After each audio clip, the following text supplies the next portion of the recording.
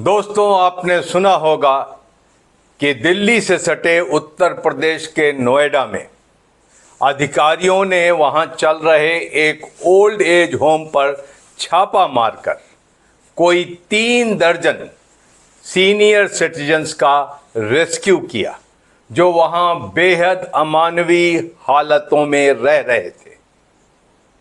कुछ को बांध कर रखा गया और बाकी की शिकायत थी कि उन्हें नहाने धोने का मौका नहीं दिया गया और भरपेट भोजन तो कभी मयस्सर ही नहीं हुआ। ये ओल्ड एज होम भारत में चल रहे उन हजारों संस्थाओं में से एक होगा जहां पर आप और हम अपने माता पिता को स्वेच्छा से फीस के बदले छोड़कर आते हैं और उसके बाद वो किन हालातों में वहां रहते हैं जानने की जहमत नहीं उठाते। भारत में एल्डरली पीपल की समस्या, चाहे वो अमीर हो चाहे गरीब हो, एक समान है।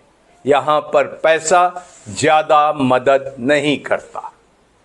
उनकी समस्या है मनोवैज्ञानिक, सामाजिक और अपनों से प्यार पाने की लालसा। और इसी में हिंदुस्तान के एल्डरली पॉपुलेशन तरस रही है, धीरे धीरे बढ़ती जा रही है।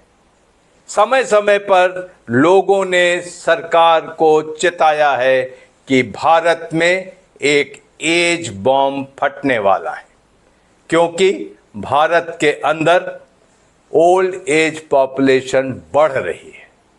2050 तक यहाँ पर एक बहुत बड़ी पॉपुलेशन होगी, लेकिन क्या हम उसके लिए तैयार हैं? क्या कि हमारी सरकार या समाज रेस्पॉन्सिव है एल्डरली पीपल की ज़रूरतों को देखते हुए? जिस तरीके से हमारे संयुक्त परिवार टूटे हैं, जॉइंट परिवार टूटे हैं, और उस तरीके से हम पाते हैं कि एल्डरली पीपल का समाज में एक कोई रोल नहीं रह गया है। वो पृथक पड़ गए हैं और इसलिए वो मजबूर यूं हैं कि जो तकदीरी हैं, थोड़े से सौभाग्यशाली हैं, वो ओल्ड एज होम पर चले जाते हैं, वरना सड़कों पर अपनी जिंदगी के बाकी बचे दिन बिताते। लेकिन सरकार की तरफ से इस पर कोई ठोस कार्रवाई नहीं होती दिख रही है। भारत में सीनियर सिटीजन्स की क्या हालत है? ग्लोबल एज वॉच एक संस्था है जिसने अपना इंडेक्स जारी किया है और 91 देशों के सर्वे के बाद ये बताया है कि भारत 73वें पायदान पर है, विश्व की चौथी बड़ी अर्थव्यवस्था, और वो 73वें पायदान पर है जहां तक भारत में सीनियर सिटीजन्स और एल्डरली पीपल की देखभाल करने का सवाल है। और उससे बड़ी बात यह है कि भारत का पड़ोसी मुल्क श्रीलंका वो 34वें पायदान पर है। लेकिन ये सामाजिक समस्या अब नहीं रह गई है, क्योंकि धीरे धीरे जिस तरीके से भारत की आबादी बूढ़ी होती जाएगी, सरकार को इसके ऊपर विचार करना पड़ेगा कि इस एल्डरली लोगों के लिए, इस पॉपुलेशन के लिए old age pension, health care, उनके रहने और खाने की व्यवस्था, उनके इलाज की व्यवस्था कैसे की जाए।